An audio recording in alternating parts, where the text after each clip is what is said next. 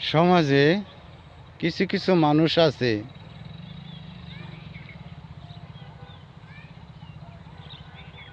নিজের দিকে না তাকায়ে পরের দিকে নজর দেয়। পরের ভালো তাদের গায়ে সহ্য হয় না,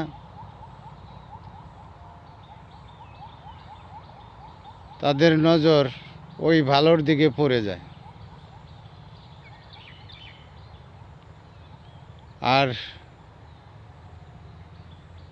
তেলে বেগুনের মতো জ্বলতে থাকে। নিজেরা কিছু করার চেষ্টা করে না, অপরের